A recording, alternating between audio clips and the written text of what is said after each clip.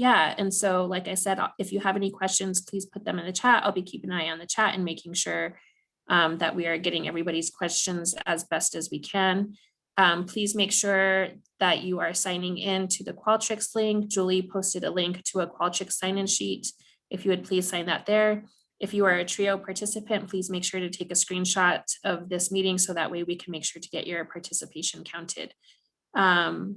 So without further ado, I don't know if Soj was going to go ahead and go first since they have to leave.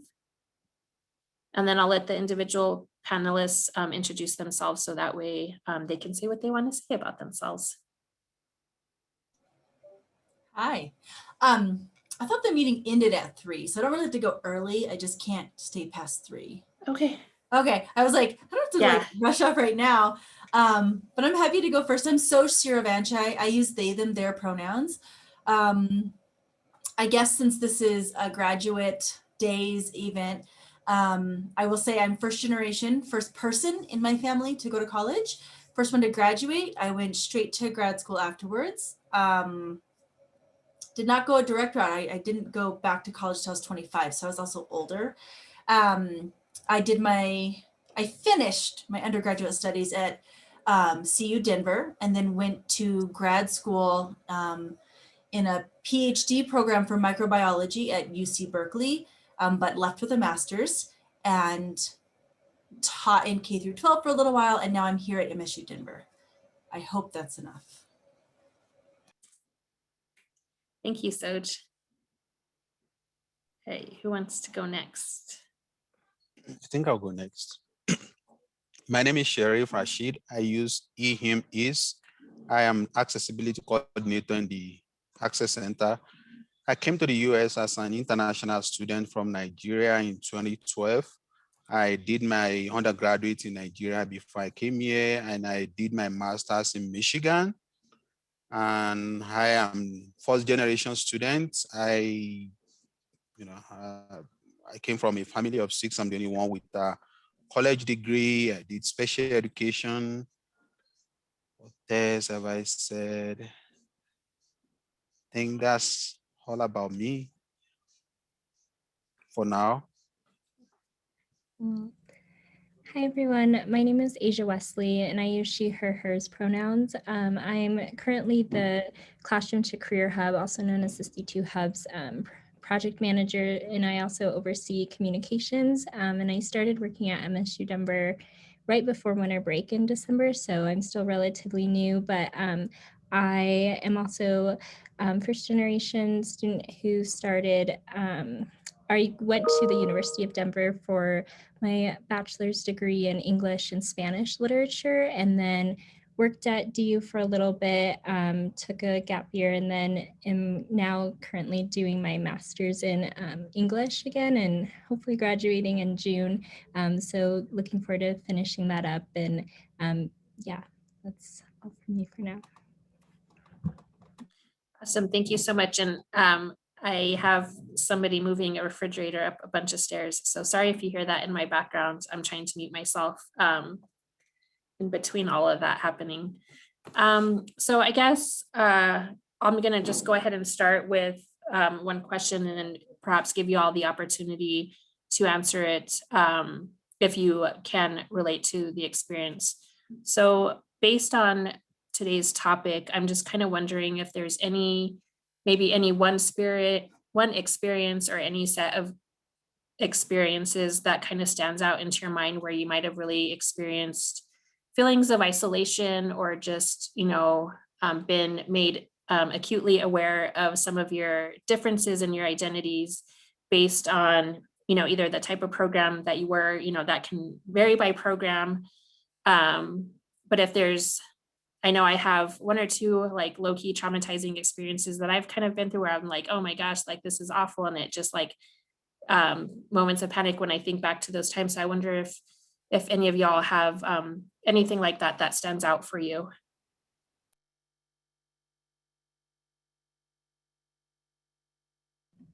Yeah, thanks for that question, Tisha. I definitely have had those experiences being at a PWI, also known as a primarily white institution at University of Denver for all of my college career. I grew up in Thornton, Colorado, in which I'm sure many of you know about, which is also a really just white city in general. So feeling like that a lot from elementary school through high school, always constantly getting the question kind of like, what are you? Or feeling like I need to reaffirm my identity or prove it. But I really felt that once I went to the University of Denver, or getting these like different assumptions, looking around at my peers. And so I guess some of those feelings of isolation I felt were at 2 levels, based off of my racial identity, what I'm looking like, and also at an economic level too. The University of Denver is it costs $5,000 for one class, which is ridiculous. But a lot of the students in my classes could pay that money. Their parents can pay for it. They had people who could come in. I was fortunate enough to get the Daniels Fund to be able to go to DU, and then when I wanted to pursue my master's degree, the only way I knew I could pay for it was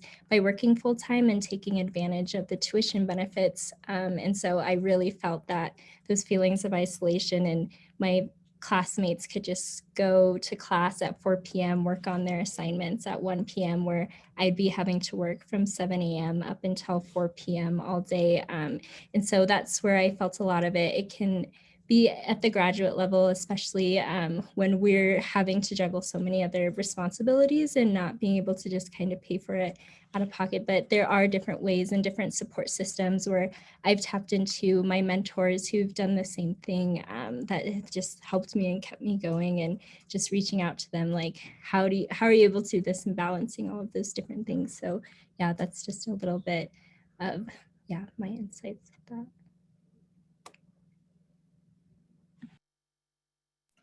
And Sharif and Soj, do either of you have anything? Yeah, when I came to start my program in 2012, it was very isolating for me due to different reasons, international students. I've never, been to the US before. I think I came in December, and the next week, first or second day in January, I started my program. I could still remember my professor asking me, when did you get to the US? I said, last week. I said, wow, everything is new to you. I was like, I didn't know anybody. I don't have anything. I was like, oh, it was very difficult. Plus, the institution that I went to is primarily white institution, like 90% white. Even getting around, I've never seen snow before. I came during the snow. My 5 months for the first semester that I was there, just from class to my apartment, nothing else. Even doing grocery, I had to call people to help out. It was very isolating. Plus, the style of education is also different from my own, undergraduate. That also made it some, difficult, but with strong will and determination, I was able to finish. Thank you, Sharif. Yeah, thank you for sharing. My experience is a little bit similar, I think, to Asia. I went to a school, and there's a couple things, whatever, where a lot of people in my cohort, because we all start together as a cohort, and we, travel on together until hopefully we graduate at the same time. And most of the students in my cohort were very traditional. They went straight to college and then to grad school, but none of them were coming in with debt, right? They all had families that paid for their education, for their undergraduate education. And then because of the program I was in, it was a research focused program, and there was student teaching involved. And so also our graduate program there was no cost to it. We were actually paid a stipend, as well as our tuition was covered, which was really fortunate. But I just remember thinking that a lot of these folks are going to walk away with a PhD and that kind of earning power with zero debt at all. I remember that really standing out to me. And at the time I was 30. And so a lot of my classmates were like 23, and then I was a bit older than them. And so that also stood out to me, having that like different path. And then I didn't finish the PhD program, which was fine. Something that stood out was like, I remember going to, in my program, you do rotations to find out what research you're going to kind of focus on in the rest of your PhD program. And I went to the first professor, my first rotation's principal investigator, and I was like talking to him about how hard grad school was, but it really he boiled it down to, maybe you're just not cut out for this, rather than that difference in expectations in academia in general, whether it's undergraduate or graduate level work, and the various forms of preparedness you have when your family isn't educated. And so they can't really like say, this is what it's going to look like, and this is what you can expect, or things that you can ask, or ways you can take care of yourself. And so that really stood out to me, that conversation. I'm still mad at him for it, but that's okay. I won't harbor whatever. So that was, I guess, one of my, as Tisha said it, like traumatic things, was like the folks I was kind of around being so dramatically, not all of them. There was a handful of folks who were, I can think of 2 other folks who were similar to me in my cohort. But then like the rest were so dramatically different. It was definitely a struggle.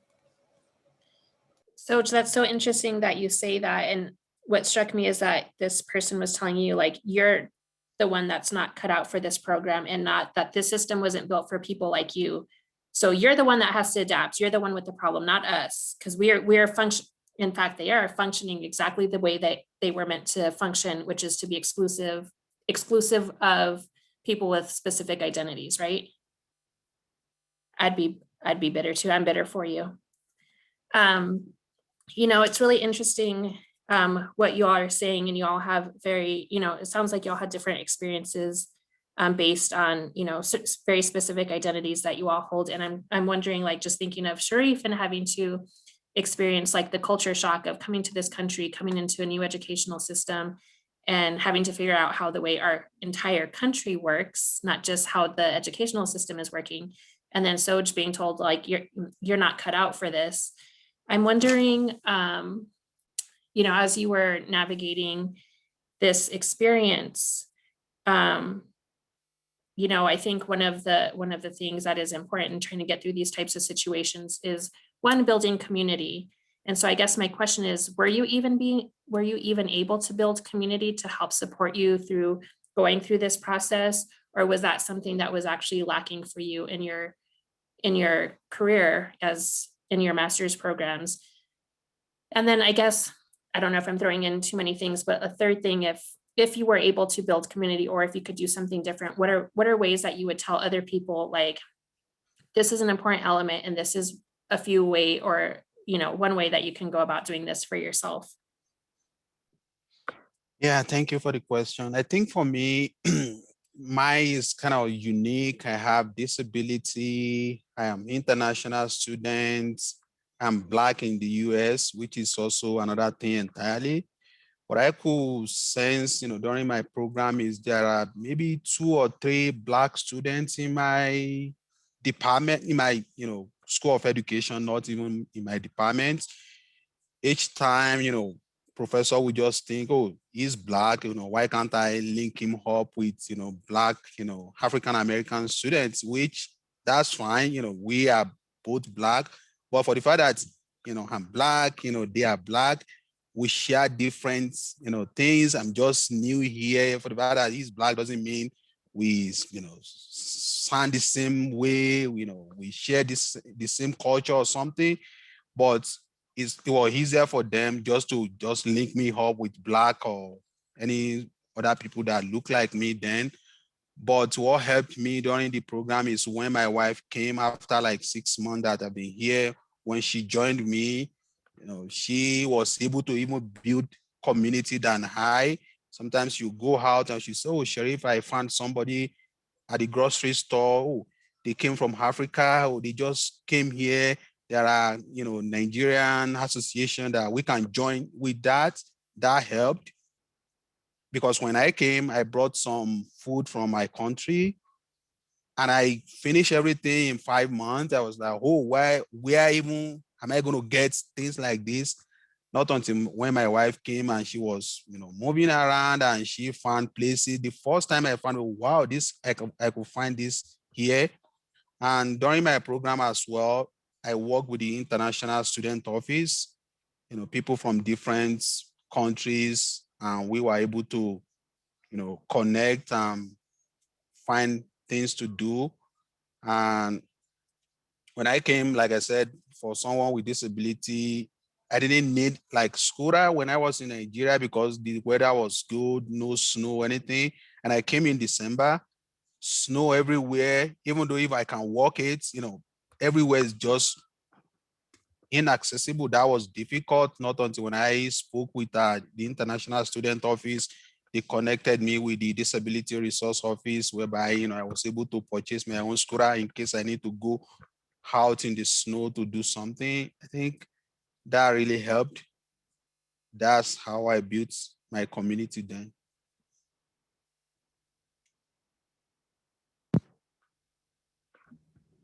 Yeah, I feel the same as Sharif with building the community with just different organizations that were on campus and looking for where is my identity represented, where can I find people that look like me, that share similar cultural backgrounds that I can talk to and be open with. And I think with my experience, because I did get my bachelor's degree at DU, I already was plugged into many of those organizations. I remember my sophomore year, I immediately was like, okay, where's the Center for Multicultural Excellence, their version of that, and then looked for different student alliances. The trouble with me as someone who's biracial, they were having the same meetings for Black Student Alliance as Asian Student Alliance on the same day, and thinking about, okay, how can we represent and have these other meetings for people who have multiple identities too. And so just being part of those groups and having those voices. So because I was plugged in undergrad, I was able to keep some of those connections. But I think really just looking for those organizations, because there are people out there on the different colleges, campuses who are willing to be able to work with you and support you. And that's where I met a lot of my close friends that I was able to carry over into my graduate program. And so, and I was just thinking too, like, a piece of advice is also connecting with people in your specific graduate program. That's one thing I wish I would have done more of, because I just didn't necessarily think to like, oh, these are people who I can connect with outside of talking about literature and English and that sort of thing. And there, even though there were moments of isolation, I think it would have made it a little more easy if I needed to work with people on different group projects, because these are the people that you'll be spending the majority of your time with in classes. And so if there are, and you're able to even connect with them just on a level of the subject, that's something I think I would have done a little bit more of, but I'm still just grateful I was able to keep some of those connections and connect with others too.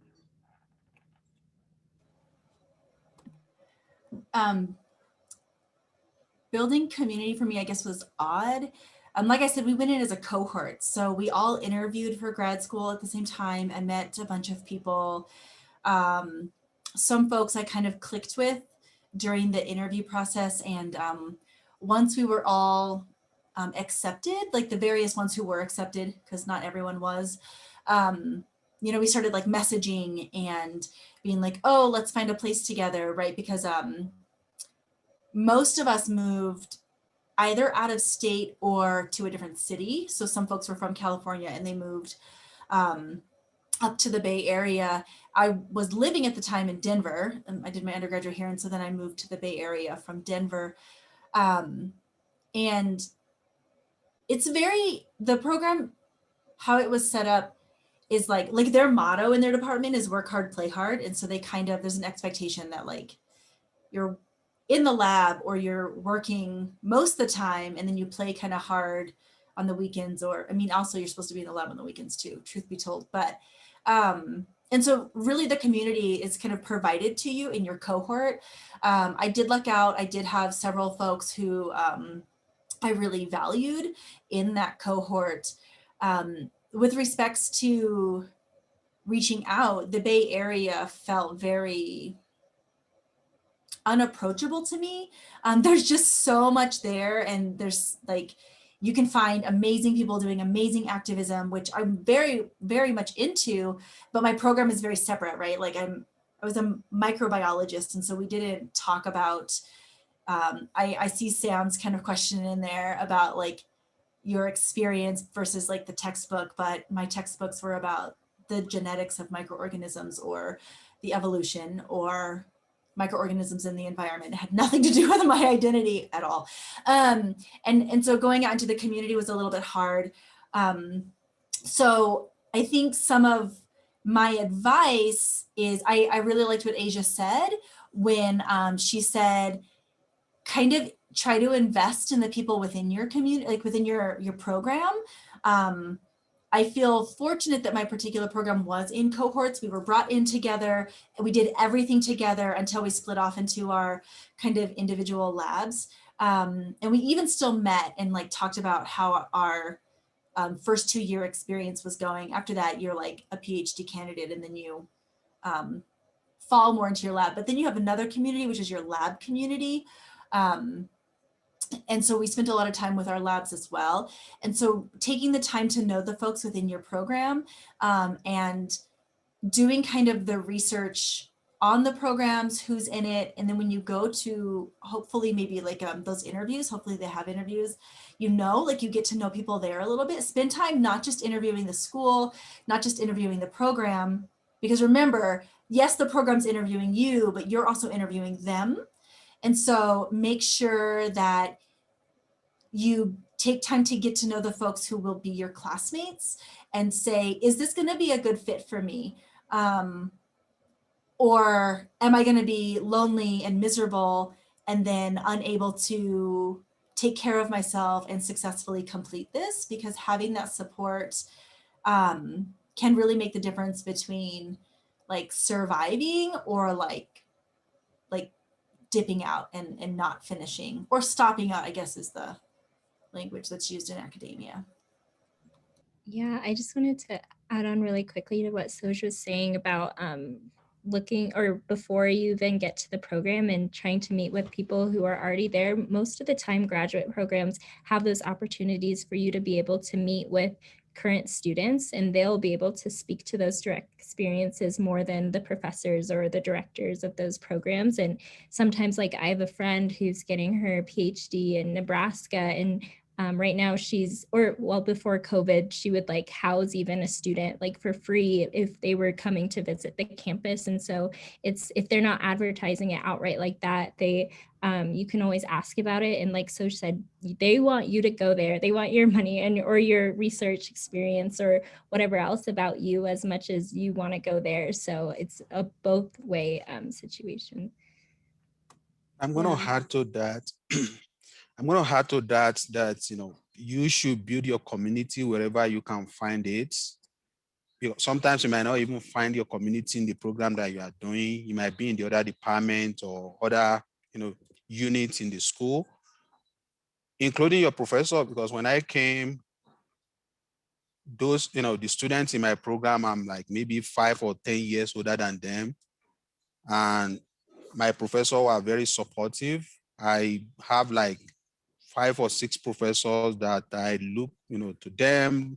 They were very helpful. We even call ourselves like friends. It's not just about the student in the program. I have a master's professor who, you know, taught me a class. I would say we were the same age. And sometimes I'll call her professor and she'll say, Sheriff, just call me this, and we are friends, and she will advise me. I would recommend that if you have a professor that you trust and you think they are ready to help you, you know, just go for it. I really jive with what Sharif is saying. Jive, I know I'm a little older, especially than I look. I use weird language, I'm sorry. like and also Asia, right? I went and interviewed at several schools, and I totally did not go to some schools solely because of the current graduate students who were there. I was like, I can't see myself being in community with you for, I mean, in a PhD program at the time, that's what I was applying to, can be anywhere from 5 to 9 years. I know some people who took 9 years to finish their PhDs. And so getting to know the community, like the feel of it, right? Some schools I went to, the students were really stagnant. They were like, I don't care when I get out of here. And I was like, I can't be around that energy. But also like the professors, one big warning is kind of like, I know a lot of folks who are like, I want to work with this one person. I love the research they're doing. I love to read their articles. I love yada, yada. And then you get there, you're in the program, you're knee deep in it. And then you realize you have some fundamental differences. You don't get along. You can't talk to each other. Like you don't have that camaraderie.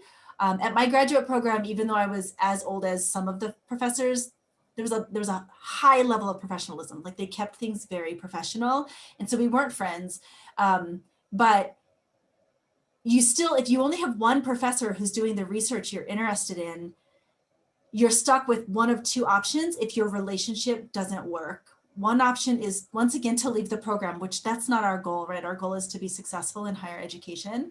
And the other option is to start research over again, further extending your PhD program. So when you're looking at your PhD programs or your master's programs, right?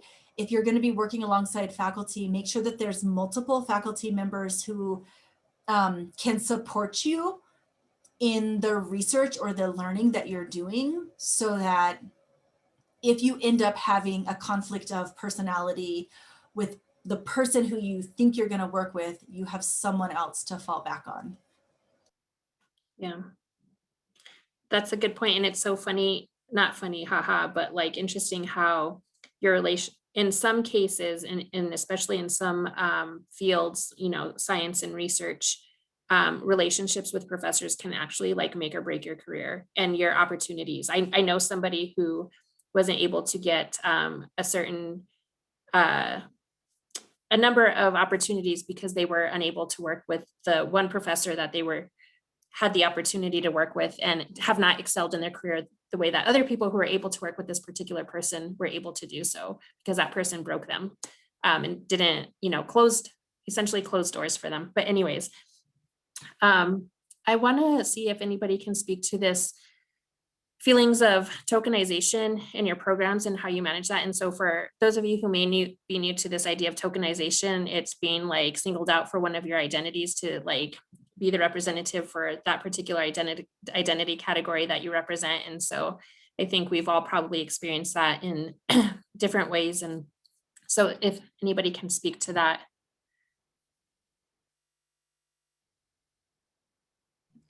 Yeah, I can share a little bit too.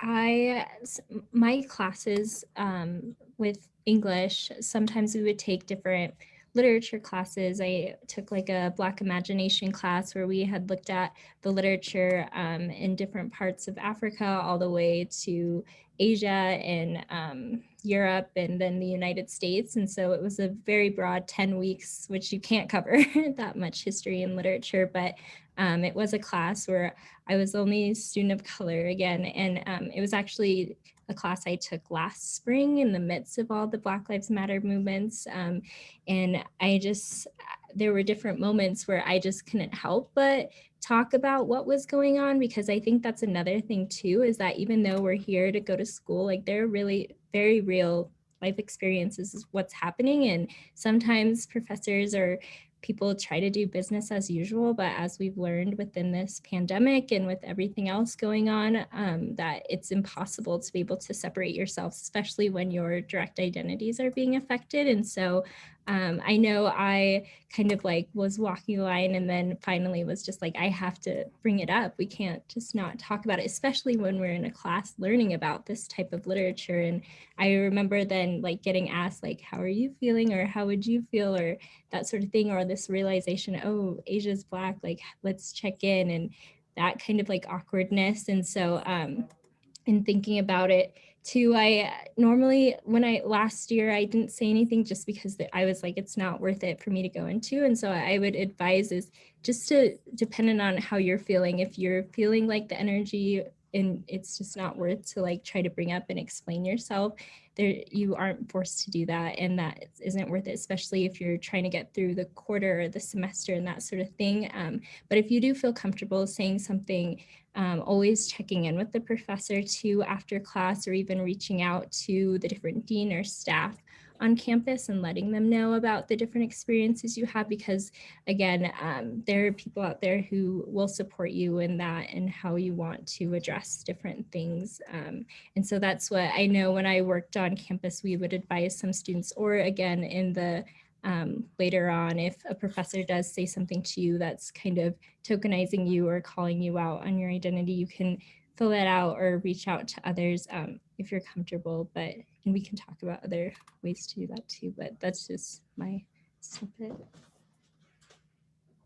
I think I have limited knowledge about this, but there's something I would like to add. This wasn't in my language before I came here, being generalizing anybody from Africa as, referring to Africa, as if everyone that is from Africa, they are from the same culture, the same language, everything. We have 54 countries in Africa. You can't just say, Africa. No, are you talking about Nigeria? Are you talking about Senegal, Mali, or what? Not until when I got here, people who haven't had any experience, international experience, they just think, once you are from Africa, you are from the same place, you have to behave the same way, do the same thing.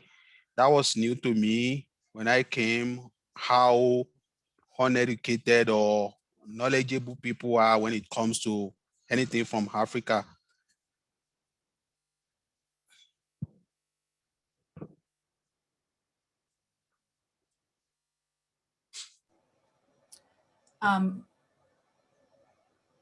In my program, it wasn't a program like that. So we didn't talk about, we were there for biology, microbiology, or plants. It was the PMB department, plant and microbial biology. So within my small group, like I said, there was like 2 other folks who I really jived with who were also mixed race, folk of color. And then there was another student who also was, but like wasn't really as much in the mix. Like he had his own process. And so we would talk about the struggles like within each other, like, and we had that kind of camaraderie. And we would also talk about like the lack of representation in the department. Although some of the younger faculty were starting to have representation of like folks of color, there was not a lot of representation, period. It was predominantly a white, older, predominantly male even kind of faculty base. And so there wasn't like talk about that. Like what would more be talked about is like, oh, did you get like the NHS grant, or did you get this grant, or are you bringing in this money, or like whatever, which sometimes definitely was related to one's identity, but not always. So I don't have a lot to speak about in grad school specifically about that topic. So another question is experiencing isolation amongst people who share your same identity. And so is that something that you have experienced? And maybe so I imagine perhaps that you may have experienced a lot of competition in your field. And I don't know how many people that you had in your program that actually shared similar identities as you, but if you experienced that, what was that like for you, competition amongst people that you should have had community with because of shared identities, but maybe didn't because it was, competitive? That's a good question. There definitely was a situation where there's a lot of competition in the program because each lab can only take so many new graduate students, and you do rotations, you rotate through labs. And if there's a lab that is like highly desired, you might have to compete with that individual to get into a particular lab. My particular cohort, we were all like the folks of color within my cohort and the folks from say lower socioeconomic status, first generation status, or experience. We didn't have that competition, partially because there was one lab that we all probably wanted to go to, but I wasn't going to compete for it because I was already kind of like, I don't know that I'm going to stay. And so, you know, I kind of did my own, it's like self-sabotaging a little bit. Like I selected a lab where I knew I wouldn't like be 100% happy, but I could like get to a point where I could leave with a master's. And then I wouldn't also disappoint the PI, stands for principal investigator. So I wouldn't disappoint the PI, the faculty who runs that lab. And so definitely there's a lot of potential for that. I didn't experience it in my program. Thank goodness. Yeah, like in my particular year, I didn't experience, my cohort, I didn't experience any of that.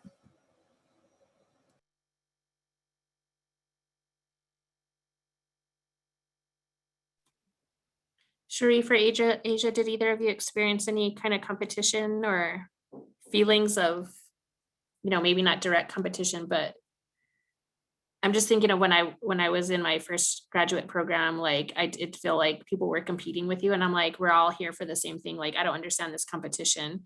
Like, okay, go for it. But yeah.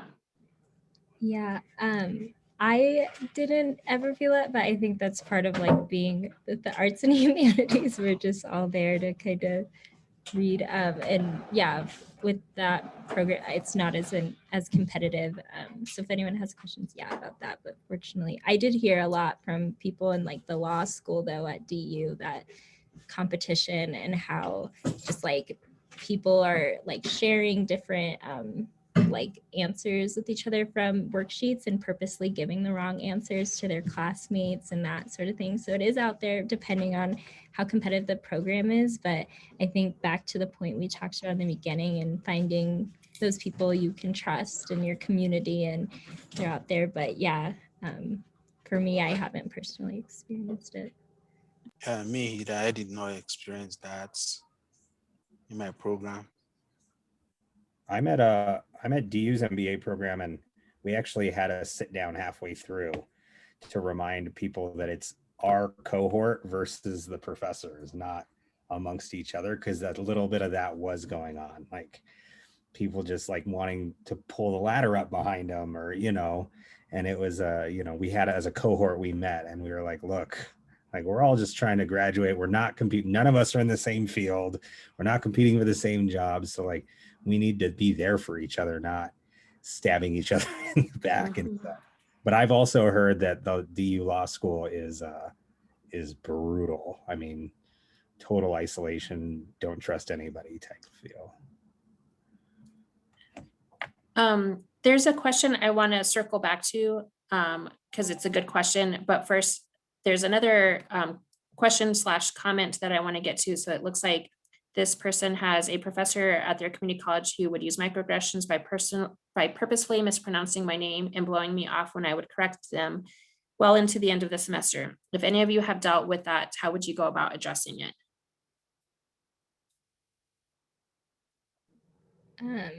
Yeah, thanks for sharing that experience. And I have had people mispronounce my name, and then eventually, even though it is supposed to be well known like as the continent, but that's another thing. But but what I've heard, different ways you can address this, especially from people who had this experience happen over and over again, whether it be with anything with your name, with your pronouns, with things like that, and how to address it is telling the professor. And then at the end, they always have the different like evaluations that you can fill out at the end of the semester. And so when you fill those out, that's what their boss, the dean of the school, is looking at. And from working in student affairs at DU, at least the dean of that school took them very seriously and would do a full evaluation of the professor. And if that professor is getting those different that feedback over and over again, they will be taken and be given different trainings and things like that, so that, and then be put on pause, or they will take them out. And so that's one way to address it. If you are usually those are anonymous usually too. And so in a different way, or connecting with a staff member to address some of those things is how I've seen it. Yeah. But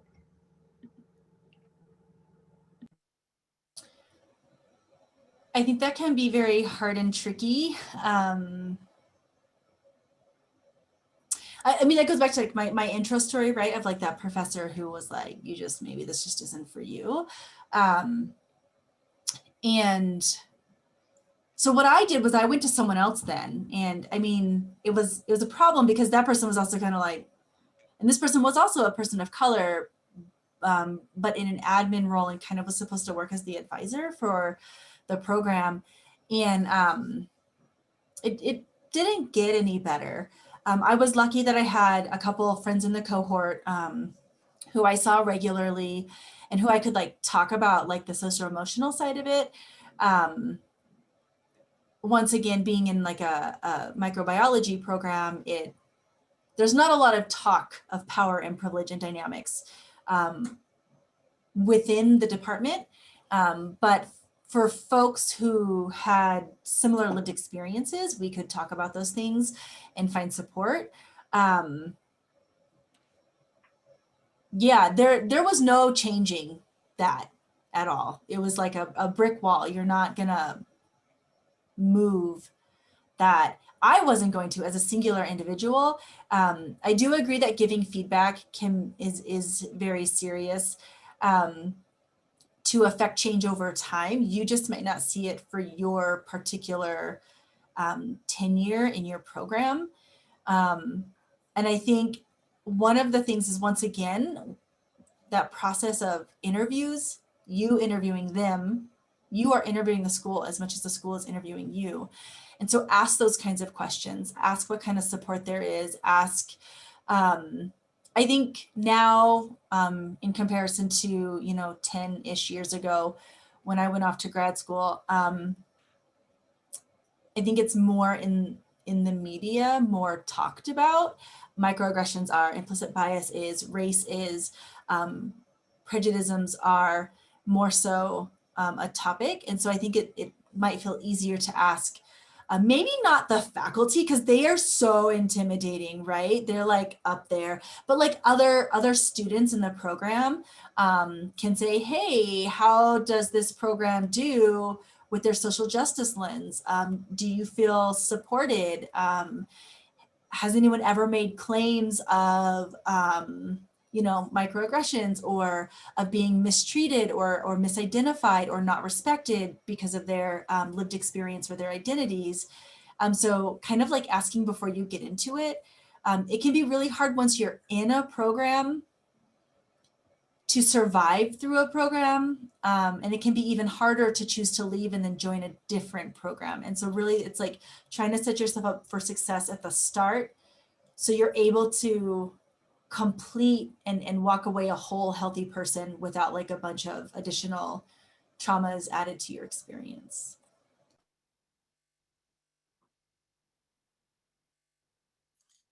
There's another question here in the chat. Did you notice high dropout rates by students in your situation, based on your own identities or, first generation students of color, other identities? Did you happen to be able to notice that? For me, I did not notice that because I was the only Black student in my program. Everyone is white.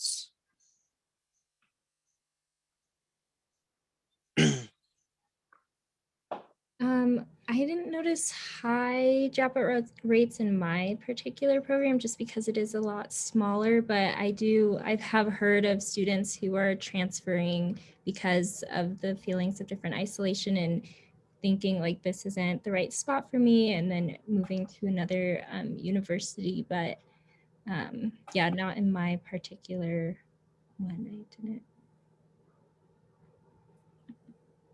My program is also really small and has a really, really high graduation rate because they are very selective of who they let in. But in my short time there, I was there for 2.5 years. 3 people didn't finish the program. And this is the kind of program where one person went in only to get her master's, which is kind of unheard of in this program. And when she graduated with her master's, they were very specific to say this person was always intended to get a master's. So there was like a lot of pressure to finish the PhD. And so there were 3 people who left, 2 people, myself included, and 1 other person of color also left early. And we left actually kind of for similar reasons. In fact, we both had issues with the same faculty member, only she joined his lab. I was like, there's no way I'm joining that person's lab. She joined his lab and he was a very mean person. He's got issues. The other person who left identified as a white cis man, and no one knows why he left. He was in our cohort. He just disappeared and he never came back. And sometimes we would see him walking around town and we'd be like, hey, what's up? Nice to see you. What's going on? And like, whatever, but I don't know. No one knows. And so I think that it's anecdotal. It's not real data to say, but I do feel like the programs, I will also say in all the time I was there, my 2.5 years, and the programs ahead and below, right? Because I saw 2 cohorts come in below me, and there were several cohorts above me that were still on campus and in labs. I can't off the top of my head think about any Black students who were in the program. So it wasn't super diverse. It wasn't like a super diverse program. And that is something that department really should have critically analyzed, for sure. I have to go in a couple minutes. I did see Devin specifically ask me a question. If that's okay, I'm just going to address that directly. Cool. So Devin said, Soj, how was your experience with being neutral pronouns in professional/academic circles? I have experienced a disparity between binary genders, trans or cis, being included and validated more than non-binary identities, which is isolating. Thank you for the question, Devin. Gender is a complicated thing. I've definitely my whole life, I've struggled because I never felt like male or female. I definitely feel transmasculine in that I feel more masculine than feminine, but I don't feel like a man and I don't feel like a woman. And it wasn't until I was in my grad school that language around non-binary started being used language. Before I was always just like, I don't know where I fit in. I'm just me, whatever. In fact, it was through my graduate school program that I chose my name, that I finally found a name that like I felt identified or suited me. But I had been looking for like 9 years before that. And so within my graduate program, you don't, once again, in my program, you don't talk about any of that stuff. You don't talk about race. You don't talk about gender. You don't talk about sex. You don't talk about sexual orientation. There were more LGBT folks like lesbian, gay, or bi. Some queer was, I was definitely queer, still am, in the program. So that was talked about a little bit more, but like gender wasn't as much. And race only was with your other friends who were, who had shared lived experiences. And so now with my graduate school folks, I'm still having a hard time being like, yeah, I don't use that name anymore. Like I don't use that. Like that's not my name. And it's like still hard, that switch.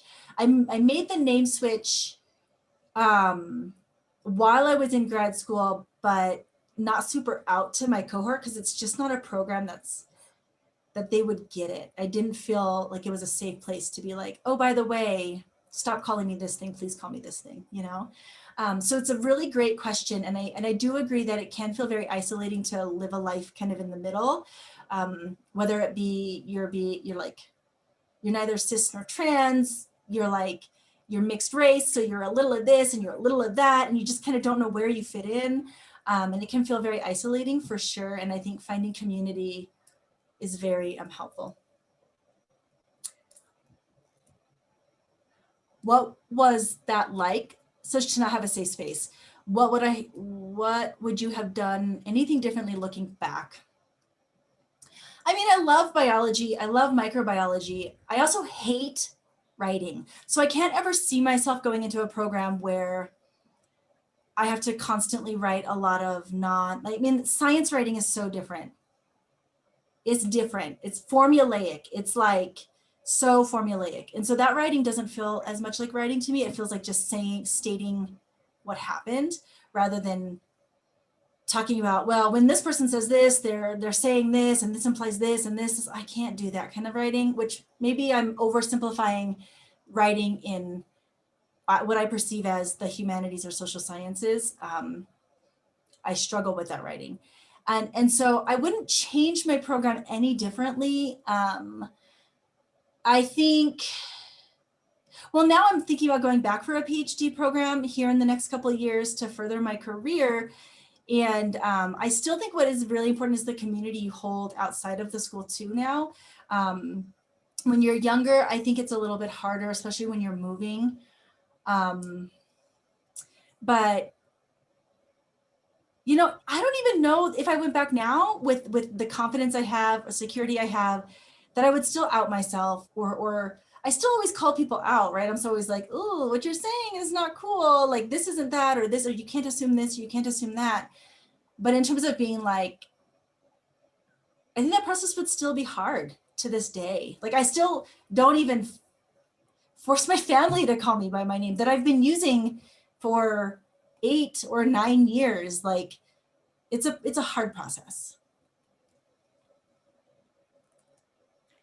Thank you for sharing that, Soj. That's very helpful. And I just think it goes to show, in like, you know, I'm just thinking of relating to what you're saying, but like with different things that I am going through that are different than yours, but like it doesn't always get easy. I think sometimes it gets easier to like say certain things in a certain way and just to be like being a better advocate for yourself, but it doesn't mean it's like not hard still to be able to do that. And so hopefully just have a good personal support group around you, and, you know, at least 1 or 2 people in your, hopefully in your academic program that you can lean on for support. And because not having anybody in your program to support you can be an awful feeling. So hopefully you have those people in your life. But yeah, I want to be mindful of time because it's 3 o'clock and I know Soj has to get going. Thank you so much for being here. I don't know if there's any last questions, but if there are, please put them in the chat so that way we can get those answered by Soj. Yeah, and I just want to thank Asia and Sharif for your time here as well. And thank you so much for sharing your experience. I just love these kinds of conversations because we can learn so much from what other people are going through, even if it's not exactly like ours. You know, all struggles are not the same, but it can still help make us feel not as isolated. I think, you know, like we all struggle, it just looks different for everybody. And hopefully, you know, create some sense of community. Some of us may never see each other again, but know that we are in community with each other, right? We're all going through different struggles and having a hard time with different areas of our life. And hopefully in that way, we can feel some sense of community. I don't know, just a thought on that. Anybody else have any questions or anything they'd like to add?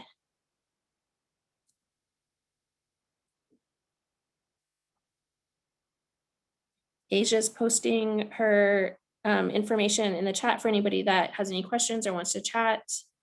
Thank you all for the participants that were able to share some of their own personal experiences and, you know, being vulnerable with that because we don't know each other, and it's great that, you know, we're still able to say, hey, this is what I'm going through. That's helpful for other people as well. So thank you for doing that. Don't forget to sign in.